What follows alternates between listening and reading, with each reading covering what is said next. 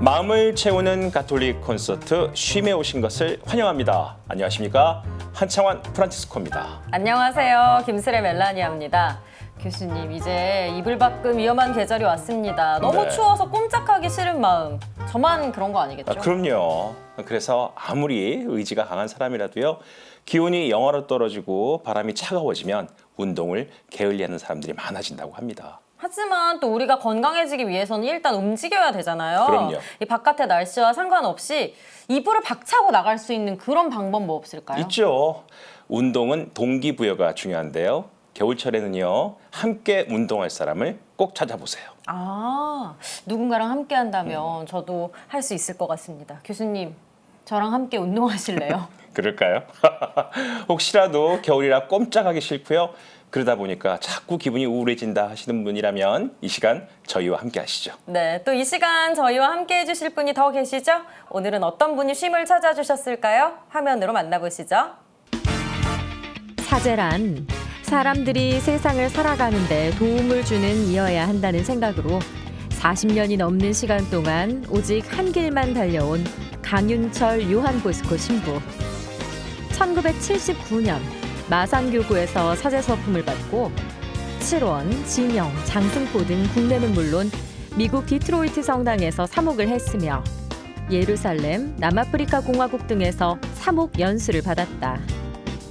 그러면서 교우들이 하느님의 말씀을 묵상하는 데 도움이 되는 도구를 하나라도 더 전해주고 싶었다는 회갑 기념으로 대학원에 입학해 심리상담을 전공하고 한국상담회 수련 후 전문 상담사 자격증까지 받은 강윤철 신부는 지난해 은퇴 후 영성심리상담소에서 마음이 힘든 사람들을 돌보고 있다.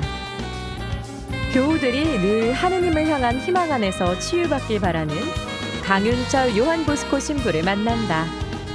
안녕하세요. 어서 오세요. 예, 반갑습니다. 네, 신부님 오늘 멀리서 오셨다고 들었습니다. 예, 저 멀리 창원에서 왔습니다. 아, 네. 저 은퇴를 준비하면서 어디에 자리를 잡을까 하다가 창원에서 좀 벗어난, 그러면서 또한 낙동강과 가까운 어떤 상계석에 있는 마을에 네. 거처를 정했습니다. 은퇴하신 지도 조금 1년이 지나 2년 돼가 된 그렇죠, 거죠.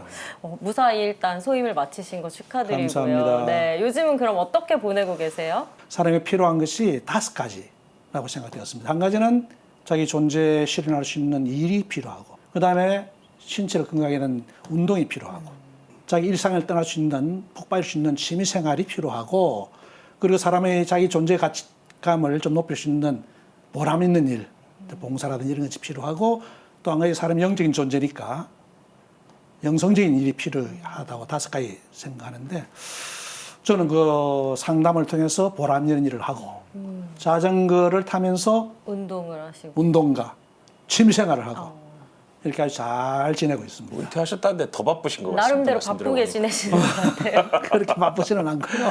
적당하게. 네, 저희 프로그램이 좋은 책을 소개하는 프로그램이거든요. 네, 네. 신부님도 오늘 좋은 책 한 권 가지고 오셨죠? 제가 은퇴를 바라보면서 그 40여간의 그 본당 생활, 사목 생활을 생각하니까 교우들에게 받은 그 사랑과 선물들이 너무나 많았습니다. 뭔가 좀 보답을 해야 되겠다, 선물을 해야 되겠다는 생각을 하면서 뭘 할 수 있을까 하다가 이제 이 책을 준비해야 되겠다 했는데, 그 책이 이제 7가지의 주제에 각 주제마다 7가지 글을 실어서 그 책을 마련했습니다. 네. 네.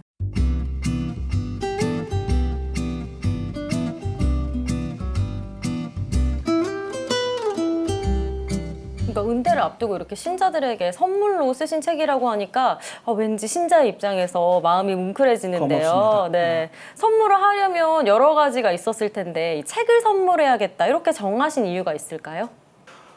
사실생활 초창기에 제가 그 썼던 원고들은, 그때는 컴퓨터가 없으니까 이제 글로 썼는데, 그때 수정하고 했던 그 원고들도 제 서재에 있고, 또 컴퓨터에 그동안에 썼던 강론들, 글들이 많이 있는데, 이것들을 정리해서 교우들에게 드릴까 하는 생각이 들었는데, 다시 읽어보니까 이건 도저히 선물이 줄 수가 없었습니다. 왜? 너무 부끄러웠습니다. 그래서 덮어뒀다가 한참 뒤에 다시 읽어보면서 저는 이렇게 이런 생각과 깨달음이 있었습니다. 아, 이것은 교우들에게 외치고 권고하는 그 이전에 나에게 주는 외침이었고 다짐이었구나라는 생각을 들으면서 그 툴을 좀 바꿨습니다. 묵상 행태로. 그러니까 이제 좀 이제 글이 부드러워지면서 그래도 부끄럽지만 교우들에게 선물로 줄 수 있겠다는 그런 용기가 생겼습니다. 네. 여기서 한 가지 좀 여쭤보고 싶은 게 본당에서 이 교우들을 만나실 때 예전에 잔소리가 많으신 편이셨어요? 과묵하신 편이셨어요? 어떻게 보이십니까? 저는 언제부턴가 사목 생활을 하면서 그 신조를 3가지 네네. 이렇게 좀 정하게 됐습니다. 한 가지는 성사는 거룩하게 집전하자. 일은 본당 일 등등은 좀 철저하게 하자. 엄격하고 정확하게 철저하게 하자. 그리고 살아가는 것은 두루뭉술하게 좀 편하게 하자라고 이제 3가지 신조를 지내면서 그렇게 사회생활을 했는데 일을 할 때 있어서 교우들이 이 직장에 나가서는 아주 유능한 사람으로서 직장에 맡은 일들을 아주 철저하게 잘 하는 것으로 알고 있는데 본당에 와서 일할 때 보니까 대강 하는 그런 교우들이 보였어요. 네. 그럴 때는 그래서 어떻게 하셔야 하나요? 지적하고 독려하고 이럴 때는 제가 말이 많았죠. 네. 거의 그래서- 지금 답을 주고 계십니다 지금. 예. 힘들었죠, 교우들이.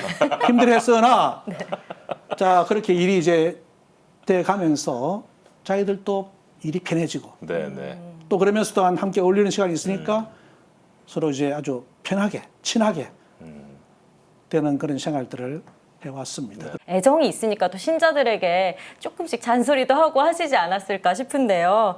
그래서 또 이런 책을 쓰신 것 같기도 하고요. 평소에 그러면 사목을 하실 때 가장 중요하게 생각하고 강조하시는 게 있었을까요? 중요하게 생각하고 강조했던 것이 2마디입니다. 더불어 그리고 함께를 대단히 중요하게 생각했고 강조했습니다. 예수님께서 우리를 구원하셨는데 뭐하러 오셨습니까? 우리와 더불어 함께 살기 위해서 세상에 오셨고 그것이 예수님이 하신 그런 방법이었습니다. 잘난 사람, 못난 사람, 여러 가지 형태의 사람들이 그래서도 이제 더불어 해야 된다. 아 근데 이제 함께 더불어 그 교우들과 사목하실 때 마음은 그렇게 하시지만 돌아보면 사목하실 때 그래도 나 이건 정말 힘들었다. 어떤 부분이 있을까요? 무엇이 힘들겠습니까? 강론도 힘들고 사람들 보살피는 것도 힘들고 다 힘들죠. 그중에 가장 힘들었던 것이 어른 노릇하는 것이었습니다. 어른이 됐을 때 어른 노릇하는 게 있어야지 무슨 그게 어렵겠습니까? 어른으로서의 품격과 어떤 태도가 있는데 그게 갖추었으면 어렵겠습니까? 그러나 젊은 시절부터 이제 어른 노릇 해야 되는데 이게 너무 힘들죠. 긴장스러웠죠. 그래서 교우들과 이제 자리를 같이 하고 술도 마시고 밥을 먹을 때 거기 편한 마음을 먹을 수가 없죠. 네. 그래서 교우들이 흔히 그리 이야기했죠. 신부님들은 술이 참 세더라.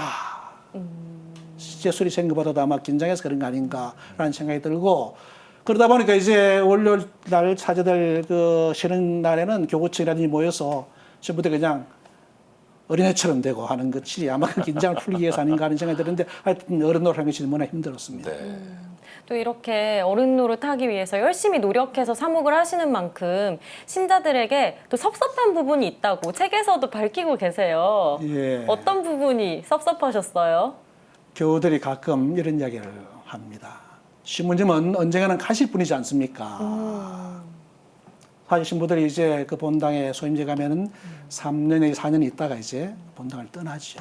그러나 신부님들은 내가 그렇지만은 이곳이 내가 있는 곳이고 내가 영원히 있는 것처럼 생각하면서 장기적인 사목 기억도 세우고 내일처럼 그렇게 이제 사목하고 살고자 하는데 교우들이 이제 무슨 행사보다도 어떤 공사라든지 이럴 때 우리는 여기 계속 있을 사람들이고 신부님 떠날 뿐인데 이제 의견이 충돌했을 때 이야기죠.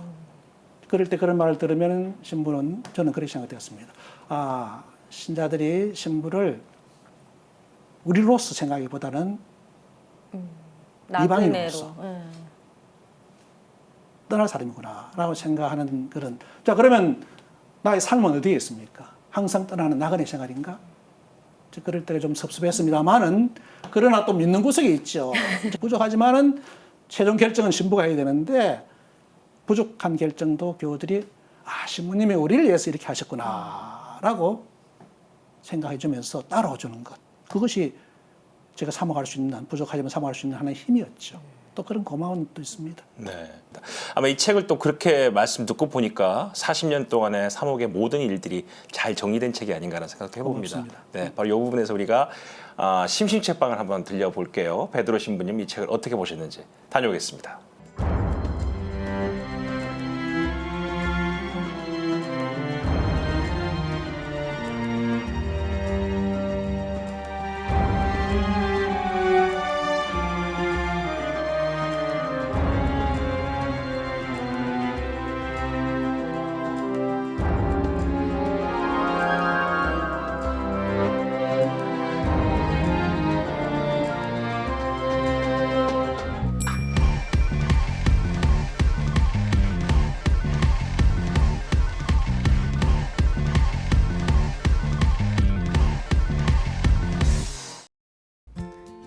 아무리 해봐도 영 어색하고 익숙해지지 않는 것이 누군가를 새롭게 만나고 또 헤어지는 일입니다.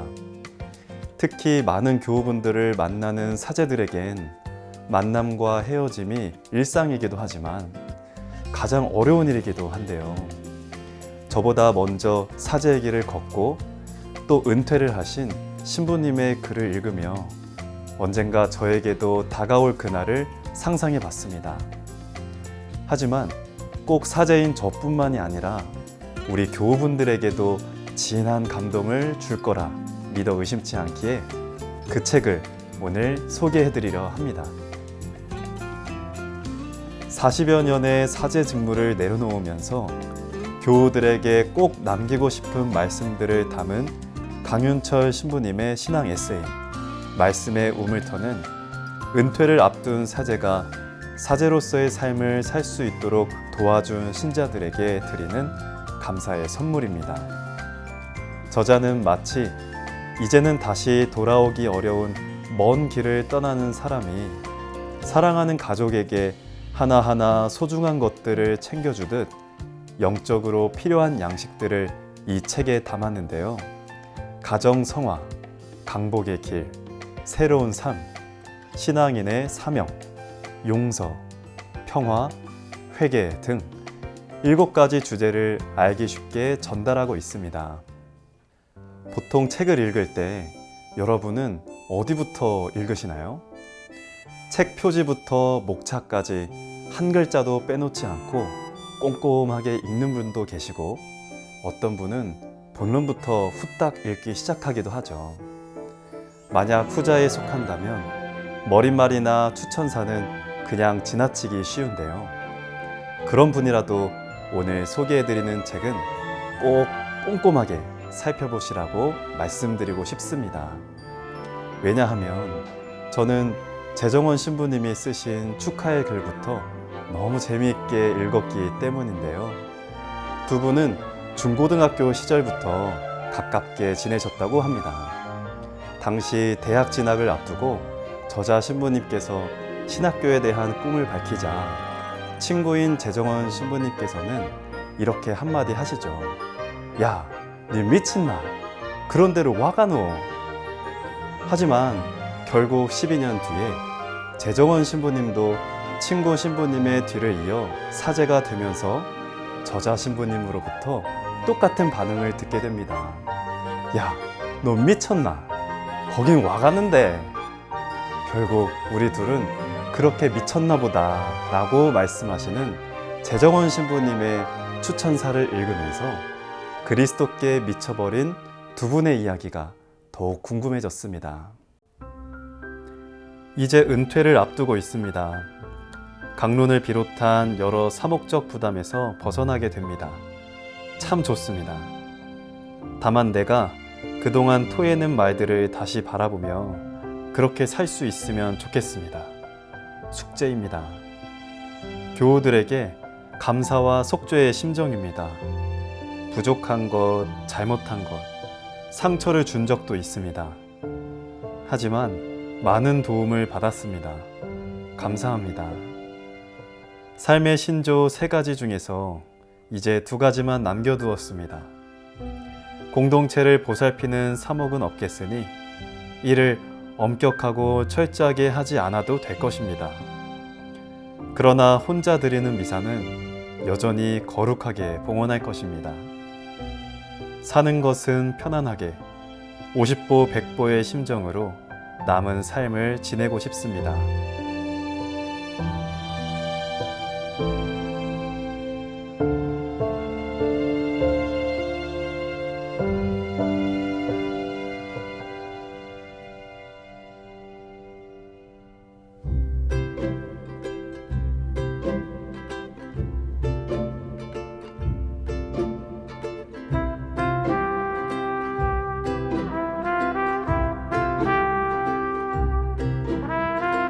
언젠가 저에게도 다가올 마지막 순간들.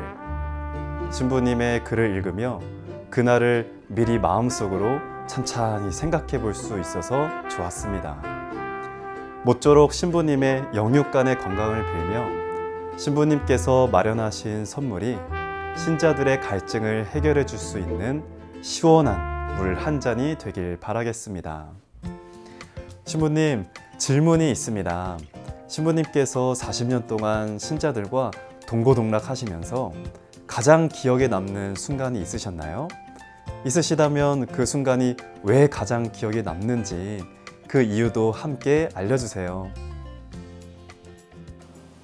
예, 그렇게 얘기하시니까 생각이 나는 게 있는 거지. 성막 생활이라는 것이 있었습니다. 그제도 어느 본당, 장서보 본당이네요. 거기 있을 때 이야기인데, 장서보가 어떤 곳인가 하면 대우조선이 들어오고, 이제 그렇게 이제 들어온 사람, 본토 사람들하고, 들어온 사람이 더 많은. 자, 들어온 사람들하고 본토 사람들하고가 이제 한 본당에 살아도 이렇게 한 가족이라는 뭐 생각이라든지 이렇게 우리 본당 개념이 별로 없었습니다. 3년 상에 있다가 있으니까 또 떠나니까 역시 이제 떠나야 될 곳 생각을 하는.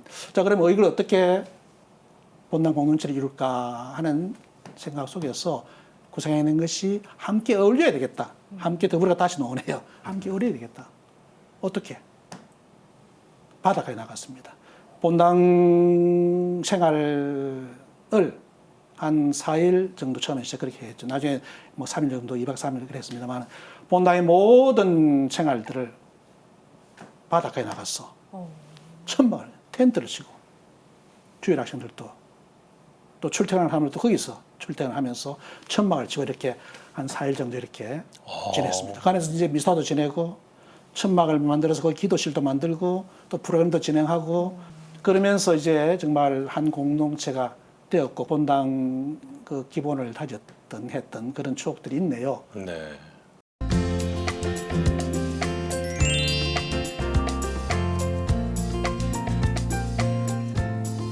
자, 그러면 책 속으로 한 걸음 더 들어가 보도록 하겠습니다. 이 책에 보면 맨 앞에 주제를 가정성화로 잡으셨어요. 이렇게 가정성화로 혹시 잡으신 이유가 우리 신자들이 가장 고민을 많이 하고 상담을 많이 하고 하는 부분이 가정의 문제이기 때문일까요? 아닙니다. 전혀 아니고요. 제가 몇 가지, 7가지 주제만 잡았는데, 제 나름대로 이게 신자들에게 필요한 중요하다고 생각되는 주제를 잡아서 이제 원고를 정리해 나갔습니다. 그러다가 좀 지난 뒤에 교우들이 생각하는 어떨까, 어떤 주제를 원할까라고 물어봐야 되겠다 싶어서 설문을 했더니 제가 생각했던 것과 다른 주제들을 막 설문이 이제 많은 다른 답변을 했습니다. 제가 그때 사실 좀 놀랬죠. 당황스럽고. 내가 아직까지 아직 교우들이 원하는 것을 제대로 모르구나. 40년간의 사목생활을 했는데도. 그러면서 이제 주제를 바꿨죠. 다시 정리를 하겠는데. 자, 그런데 그 가정생활을 제일 첫 번째 주제로 삼은 것은 가나다 순으로 해서 이제 그렇게 한 것입니다. 되게 반전의 답변. 가나다 순인데, 그런데 교우들이 실제로 제일 많이 원했던 것이 가정생활 그 주제였습니다. 정말 교우들은 그것을 간절히 원하는 것이죠. 신부님께서도 부부의 사랑을 성숙하게 만들기 위해서는 서로를 불쌍히 여기라고 말씀하셨는데 그게 정말 쉽지 않거든요. 불쌍하지 않는데 불쌍하게 여기려니까 정말 어렵거든요. 배우자가 불쌍하지 않다. 자기는 불쌍합니까? 예, 저는 불쌍하고 예. 근데 예수님께서 세상에 오셔서 사람들을 보시는 그 마음의 눈이라 그럴까? 그것이 어떤 눈이었나요? 가엾게 여기셨죠. 그렇죠. 왜 가엾습니까? 그들이 여러 가지로 부족하고 모자라고 병들고 마음도 병들고 육신 병들고 우리 모두가 그런 존재들 아닙니까? 그렇죠. 부족하고. 자, 그러면 우리가 그리스도인으로서 예수님을 따라가려 하는 사람으로서 예수님의 마음, 예수님의 눈을 가지면서 사람을 대해야 되지 않겠는가? 그럼 가엾은 마음. 내 아내가 다 잘한가요? 내 남편이 다 잘하나요? 부족한 일 많을 거란 말이죠. 가엾은 마음을 보고 나도 구원되어야 되겠지만 내 아내 남편도 구원되어야 될 가엾은 사람. 네. 그냥 확 공감이 되면서 가엾게 생각해야겠다. 그 말씀 들을 때는 가엾다는 생각이 듭니다. 근데 그러니까요. 직접 또 얼굴 얼굴 보면 네. 아이고 이렇게 되는데 네, 오늘 퇴근해서 집에 가서는 조금 가엾게 여기는 마음으로 그렇게 해야 남편을 되겠습니다. 바라보도록 할게요. 남편도 아픈 마음들이 많을 겁니다. 그렇겠죠. 네. 그러니까 저한테 그렇게 화내고 그러겠죠. 네. 그리고 또 집안에 예수님을 집안의 어른으로 모시라고도 말씀하셨어요. 특히 이 시대에 필요한 것 같습니다. 요즘 가정에 어른이 없는 것 같아요. 그렇죠. 옛날에는 맞습니다. 할아버지 할머니가 집에 계시면서 그분들이 이제 삶의 중심을 잡아주고 또 삶의 지혜를 전달해 주겠는데 요즘은 할아버지 할머니 같이 살지 않고 삶의 지혜도 역시 옛날 지혜라서 요즘 통하지도 않고 또 부모들도 직장 때문에 맞벌이 한다고 나가고 애들이 어디 기댈 데가 없고 중심이 없어요 집안에. 가치관이 지금은 뭐 많이 흔들리고 있고 무엇이 옳은가 잘 모르는 가치관. 전 시대와 지금도 다르고 세대마다 다르고 가치관이 흔들릴 때 또 산도 흔들리지 않습니까? 흔들리지 않는 가치관 이 우리 그리스도인들은 가지고 있죠. 예수님의 말씀, 예수님의 가치관 이것으로서 집안이 이제 바로 딱 중심을 잡을 때 집안의 평화도 가능하지 않겠는가. 신부님께서는 또 매일 가족들에게 선물을 해라 이런 말씀하셨습니다. 물론 거기서 선물이 물질적인 것만 얘기하는 건 아니겠죠. 물론이죠. 우리에 오신 우리가 받은 가장 큰 선물이 무엇일까요? 저는 성탄의 선물이라고 생각합니다. 네. 성자 예수님께 세상에 오신 것 우리에게 선물로 오셨습니다. 그뿐만 아니고 내 아내도 내 남편도 나에게 온 선물이지 않겠습니까? 내 자녀도 나에게 온 선물이고 선물을 많이 받았습니다. 그리고 또 선물도 줘야 되겠죠. 누구에게? 남편에게, 아내에게 매일 어떤 선물을? 미소 한 모금, 따뜻한 말 한마디, 그것도 아팠을 테니까 위로의 말 한마디, 혹은 뭐 다른 물질적인 선물도 착한 일도 가능하겠죠. 그러니까 선물 같은 웃음을 주고 선물 같은 말 한마디를 하고 그러면 가정이 행복할 수 있다. 네. 그렇게 말입니다. 네. 이게 쉽지 않죠. 한숨을 쉬세요. 아니 그러고 보면 또 40년 동안 이렇게 사목 생활을 하셨으니까 혼인 성사도 꽤 많이 집전하셨을 것 같은데 이 책의 내용도 그러면 혼인 성사를 집전하고 또 준비하면서 생각하셨던 그런 부분들이 담겨 있는 거예요. 그렇지요. 교회의 구성원이 누구들입니까? 신자들이고 그들이 가정을 가진 분들이고 사회의 기초가 가정인데 가정이 제대로 돼야만이 사회도 또 교회 공동 제대로 되고 기쁨과 참 평화의 공동체겠는데 실제는 그렇지 않고 가정의 평화와 기쁨을 얻기는 만만치 않다는 걸 우리가 다 알고 있지 않습니까? 네. 저도 알고 다 알고 저도 많이 들었고 보았고 가장 중요한 것이 인간 참 힘든 것이 일보다도 관계가 어렵지 않습니까? 부부간의 관계 어떻게 해야 되는가? 그러면 관계 맺음의 그 매체가 대화인데 그럼 대화는 어떻게 효율적인 대화 방법 어떤 것인가를 이제 나름대로 또 뭐 생각보다도 공부를 좀 해야 되겠죠. 그러면서 이제 이렇게 정리가 되어지고 제 교우들에게 필요할 때 혹은 혼인성사 때라든지 이럴 때 신혼부부들에게 또 뭐 오래된 부부들에도 마찬가지 이렇게 이야기할 뭐라 그럴까 그 준비를 그 사제들이 하고 있죠. 네. 그래 그것들이 정리된 내용들이 거기다 하겠습니다. 네. 그래서 제가 그 내용을 한번 읽어보도록 하겠습니다.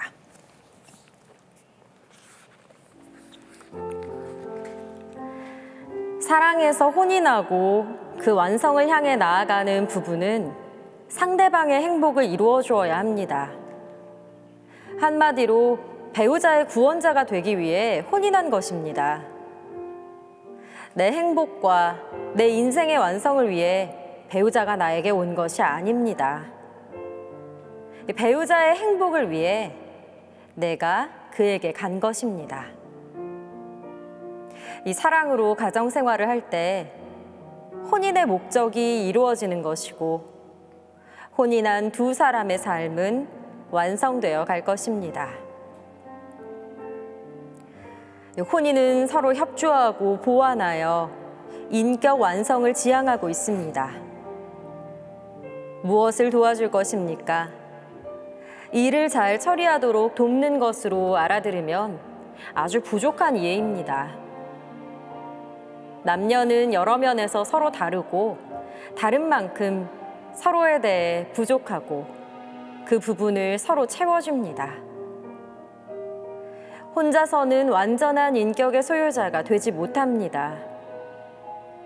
서로의 부족한 점을 보완하고 단점을 극복하여 조화된 인격을 형성하는 것이 혼인의 목적입니다. 즉 서로는 배우자의 부족함을 메워주기 위해 혼인한 것입니다. 배우자의 인격이 완성되어 가도록 하는 것은 서로의 의무입니다. 배우자의 부족함을 제대로 발견하도록 노력해야겠습니다. 부족함이 무엇인지 알아야 보완할 수 있기 때문입니다.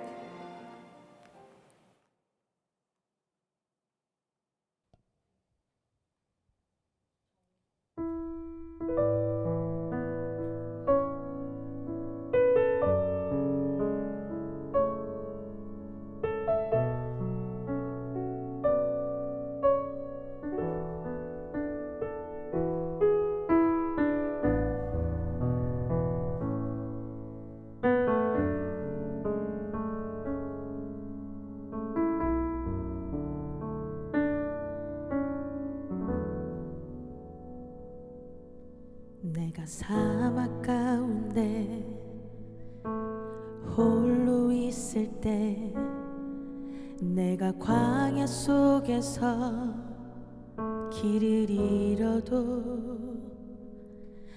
나의 슬픈 영혼이 다시 기쁨을 얻고 내가 평화 가운데 있는 이유는 우린 어려움 속에서도 희망을 잊지 않고 주님 마음과 주님 생각을 간직하면서 살지. 우리 마음속 가득 나의 마음속 가득 주님의 평화 넘치네.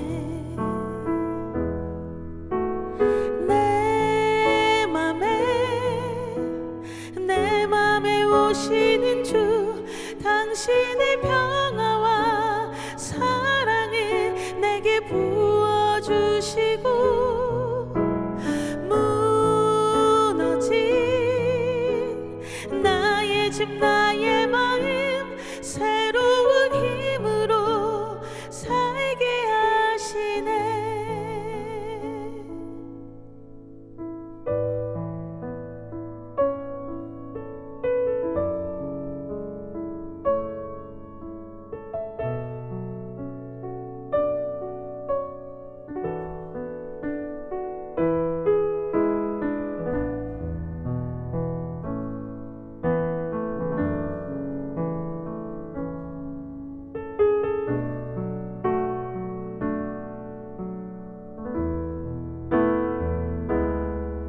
우린 어려움 속에서도 희망을 잊지 않고 주님 마음과 주님 생각을 간직하면서 살지.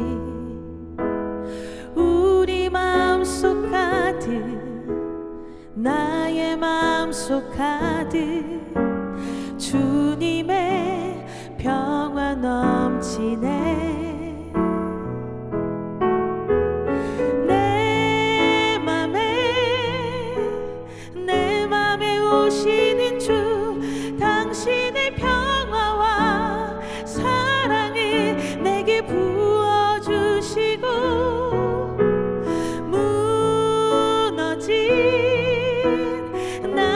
집 나의 마음 새로운 힘으로 살게 하소서. 내 맘에 오시는 주 당신의 평화와 사랑을 내게 부어주시고 무너진 나의 집 나의 마음 새로운 힘으로 살게 하시네.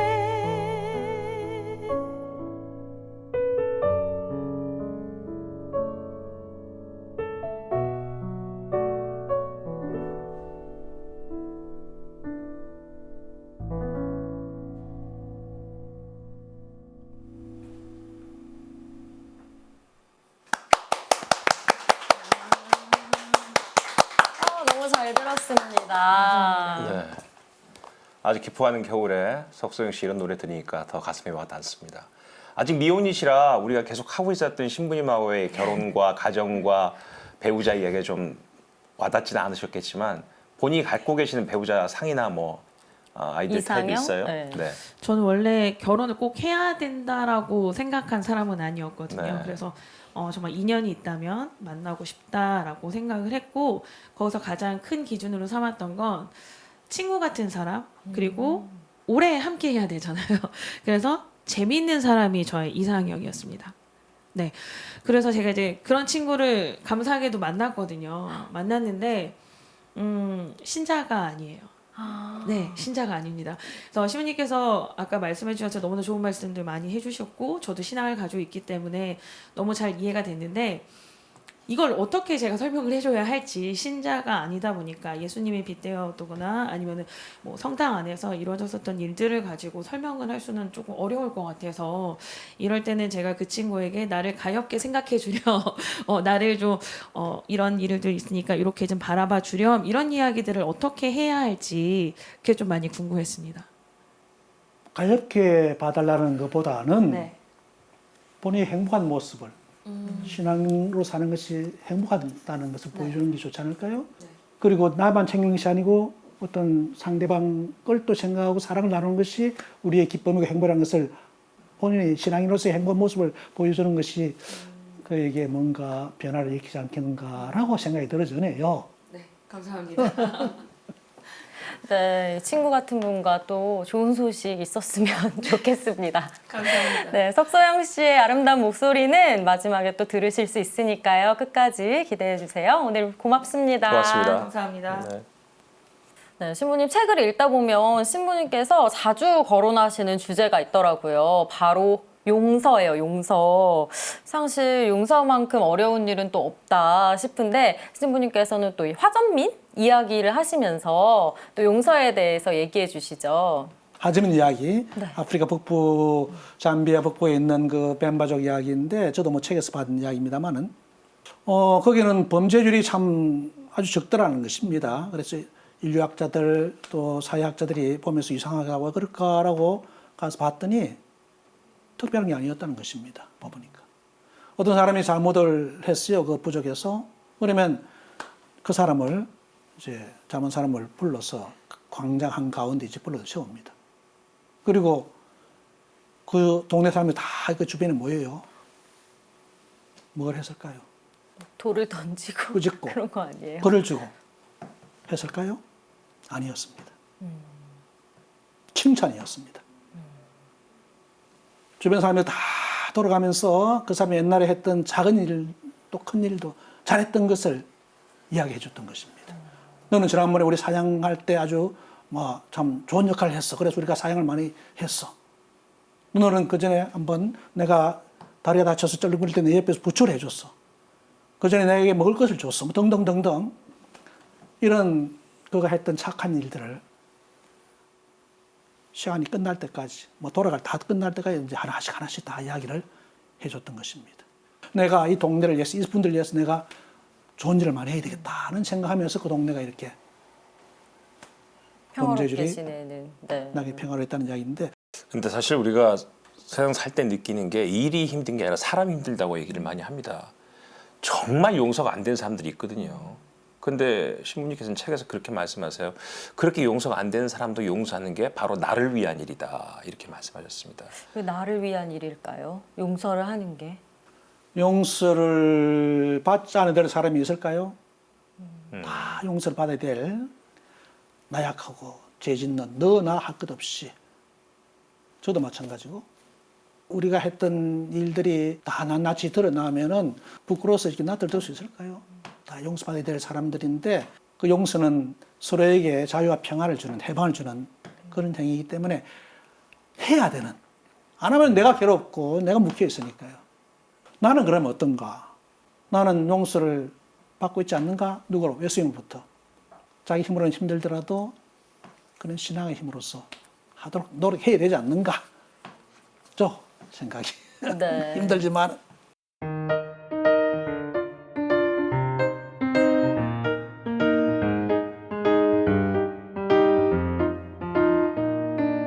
네, 지금 저희 프로그램에서는 책을 쓰신 저자분들께서 자신이 쓴 글 중에 한 부분을 꼭 읽어주시는 시간이 있습니다. 독자들에게 권하고 싶은 구절이지요. 오늘 읽어주실 분은 어떤 이유 때문에 선택해서 오셨나요? 좀 전에 말씀드린 대로 너나 다 자비를 받아야 되고 용서를 받아야 될 사람이라는 것은 곧 다 상처받고 있는 네. 너와 나라는 그 생각입니다. 그래서 그런 면에서 우리가 나도 사랑의 눈으로 바라보고 이것도 사랑의 눈으로 바라보고 그러자는 그런 마음에서 이 구절을 선택했습니다. 네. 그러면 한번 읽어주시죠. 들어보겠습니다.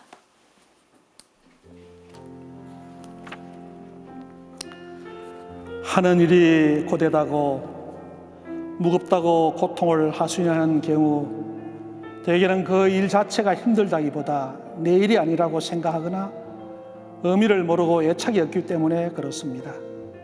사랑은 짐을 가볍게 합니다. 내가 짐이라고 여기는 것을 사랑하는 마음으로 바라봐야겠습니다. 지난날의 아픔들, 무거운 짐이 되어 짊어지고 가는 사건들을 사랑으로 다시 바라봅니다. 의미가 다르게 다가옵니다. 과거의 나, 실수하고 죄를 지어 허덕이며 살던 나를 다시 사랑의 마음으로 바라봅니다. 나를 어루만져줘야겠습니다. 고생했다고. 그때 나를 잘 보살피지 못해서 미안하다고. 그리고 사랑한다고 말해주고 싶습니다. 또 내 이웃들, 나에게 짐이 되었고 고통을 주었던 그 이웃들을 사랑의 눈으로 다시 바라봅니다. 고통이던 그 사건과 그 시간 속에서 내가 기대하지 못했던 어떤 은혜가 숨어 있었고 그것으로 내가 성장한 사실이 있음을 발견하게 됩니다. 감사해야겠습니다. 사랑이라는 짐의 멍에 안에서 모든 아픔과 고통의 짐을 내려놓고 평화와 안식을 얻어야겠습니다.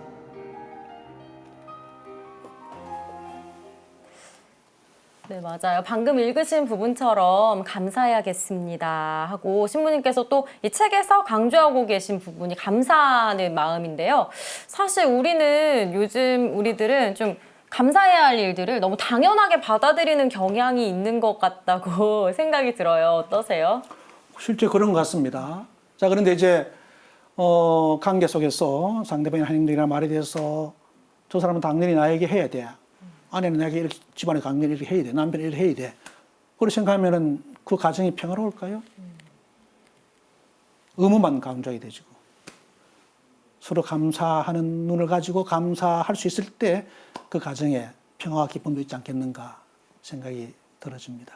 네, 이 감사하는 마음을 가져야겠다고 생각은 하지만 뭔가 이렇게 불행이 닥쳐오면은 불안하고 또 불행이 닥쳐올까 봐 걱정되기도 하고 이런 게 우리 현대인들의 삶이 아닐까 싶어요. 그러면 이렇게 불안이나 걱정이나 근심을 좀 떨쳐버릴 수 있는 방법이 있을까요? 일단은 이제 저는 그렇게 생각합니다. 불안과 걱정이 생기면은 일단 그걸 좀 간단하게 생각하라. 간단하게. 복잡하게 생각하지 말고. 그다음에 두 번째는 글로 적어라. 글로 적으면서 좀 객관해지고 어떤 합리적이지 못한 생각들을 이제 이렇게 바로잡을 수 있고. 세 번째는 그걸 예수님께 드리라. 성경접할 때라든지 안 그러면 집에서 기도할 때 뭐 적은 것을 이렇게 들을 수도 있겠고 예수님이 드리고 예수님이 답을 얻고 그러면서도 이제 영적인 어떤 그런 그 도구를 사용해야죠. 우리는 기도의 무게가 있지 않습니까? 그리고 말씀이 있지 않습니까? 성경 말씀이 다 좋은 말씀이겠습니다만은 그래도 자기에게 그렇게 와닿았던 생각하면은 힘이 되는 말씀들 그걸 우리는 생명의 말씀이라고 이야기하는데 그런 것이 몇 가지 있거든요. 다들. 그런 말씀 다시 되새기고 그리고 살아오면서 신앙생활 하면서 나름대로 하나님을 체험했던 영적 체험들이 감동스러운 것이 있습니다. 그것들을 이제 다시 되새기면서 불안과 걱정을 떨쳐내고 이게 나가죠. 네. 이제 연말입니다. 이제 연말이 되면은 한 해 동안 내가 뭘 했나 돌아보기도 하고, 뭐, 새해에, 이런 거는 해야겠다. 이렇게 결심을 한 걸 이뤘나 돌아보기도 하는데, 신부님께서는 이제 연말에 영신사정을 돌아봐야 한다. 이렇게 말씀하셨어요. 구체적으로 어떻게 돌아봐야 할까요? 연말에 우리가 신자들이 뭘 합니까?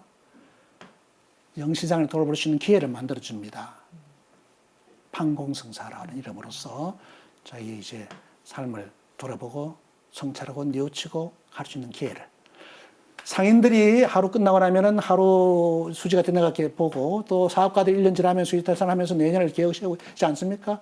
우리 영신상도 마찬가지로서 이제 살펴보고 이제 내가 뭘 잘못했는지 또 어찌 부족한지 인간관계에 어떤 일을 살펴보는 이제 그런 시간을 가져야 될 것이고 그것을 종합적으로 해서 우리는 고해성사를 통해서 잘못된 것은 씻어내고 다시 새로운 힘을 얻고 마산교구에서도 신부님을 직접 뵙고 상담도 하고 말씀 듣고 싶은 교우들이 많을 것 같습니다.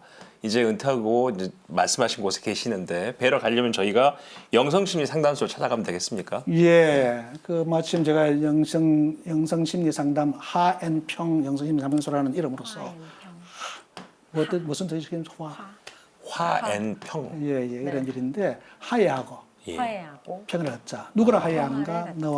나와 너와 세상과 하나님과 하야하고 그런 뜻인데 제가 사회생활 한 30년 다보면서 뭔가 허술한 느낌이 들었습니다. 부족하다는 공부를 좀 더 해야 되겠다 생각했는데 뭐 특별하게 할 것이 안 보여서 몇 년 지나니까 이제 한갑이 다가오니까 급한 마음이 들어서 어떤 아는 교수를 찾아가서 인원을 했습니다. 뭘 하고 좋게 하니까 상담을 하자는 거죠.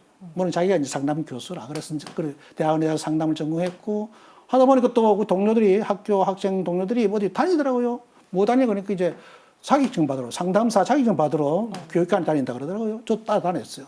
그래 다니고 뭐 실습하고 뭐 또 발표하고 무슨 또 그 시험을 단계를 거치면서 오니까 전문 상담 자격증을 제가 받게 됐어요. 그래서 이제 시작했죠 상담소를 한 10년 가까이 돼가나요. 그래서 사람들 만나고 뭐 아픈 사람들 마음 아픈 사람들 관계 이렇게 보살피는데 은퇴하고 나서 이렇게 좀 하게 됐는데 사실은 저는 은퇴 준비한 게 아니거든요. 그때 그랬는데 이렇게 은퇴 생활을 의미 있게 하니까 이것도 돌이켜보니까 하나님께서 이끌어 주셨다. 나도 생각도 안 했는데 이렇게 이끌어 주셨다는 생각이 얼마나 감사한지 모르겠는데 필요한 분들은 마음이 아프고 여러 가지로 관계가 아프고 한 분들은 언제든지 찾아주시면 같이 이야기를 나누고 아픔을 나누고 해결책을 같이 모색하고 이런 생활을 가질 수 있겠습니다. 네. 제가 이 책에서도 신부님의 약간 그런 상담가적인 면모를 느낄 수가 있었는데 방송 전에도 신부님한테 얘기를 나누면서 아 신부님이랑 상담하면 정말 좋을 것 같다 생각했거든요. 네, 마음에 힘든 일이 있는 마산교구분들 찾아가시면 좋을 것 같습니다. 오늘 이 책을 통해서 말씀의 우물터 이 책을 통해서 뭔가 우리 삶에 좀 큰 어른을 만난 것 같은 느낌이었는데요. 오늘 이렇게 좋은 말씀 함께 나눠주셔서 감사합니다. 고맙습니다. 감사합니다. 목마를 때면 언제든 시원한 물 한 바가지를 떠먹을 수 있는 우물처럼 오늘 소개해드린 책도요. 우리 신앙인들이 길을 잃어 방황할 때 지침서로 삼으면 참 좋겠다 싶습니다. 네, 끝으로 한창원 교수님이 읽어드리는 말씀의 우물터 한 구절과 찬양사도 석소영 카타리나의 노래 전해드립니다. 오늘도 함께해 주신 여러분들 고맙습니다.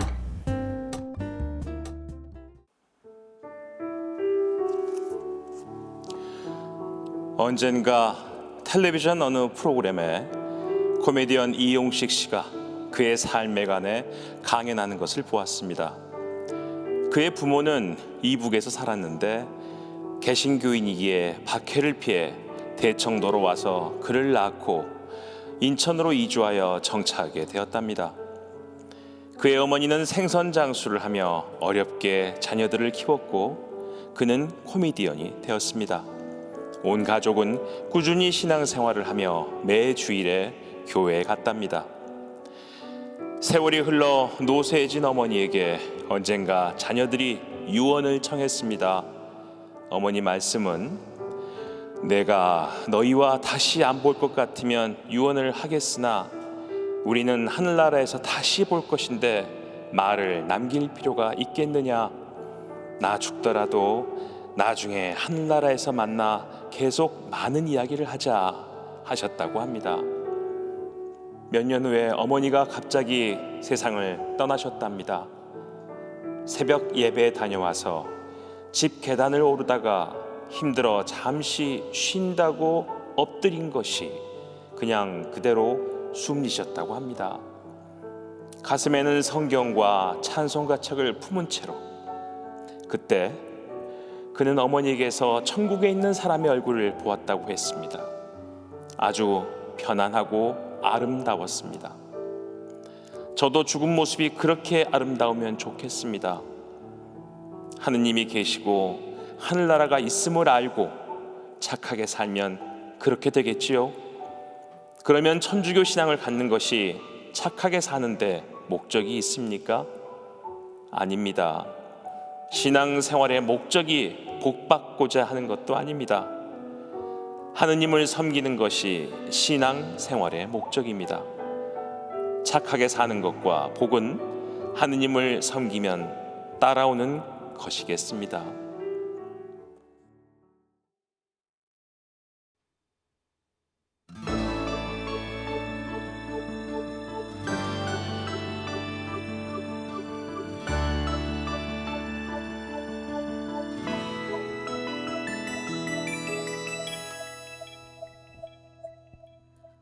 우물가에 핀 한 송이 꽃도 내겐 아무런 의미 없었죠. 하루하루 저 구름처럼 흐르고 있었죠.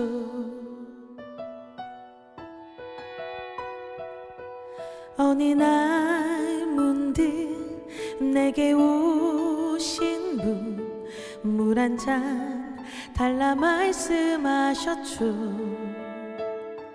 나의 모든 것 알고 계시는 그분, 그 눈길 그 목소리 내 안에 살아.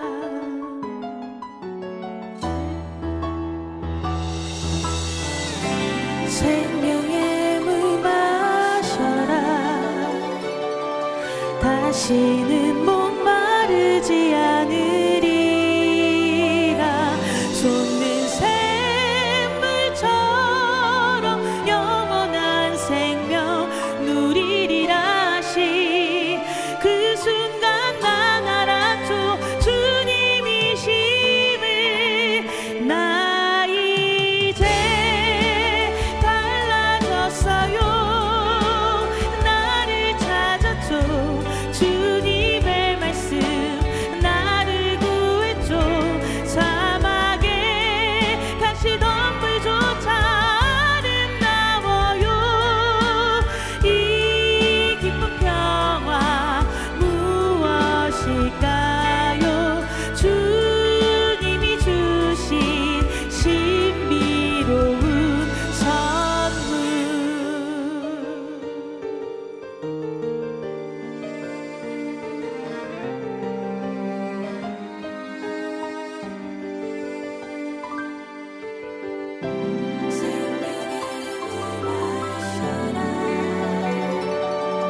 다시는 목마르지 않으리.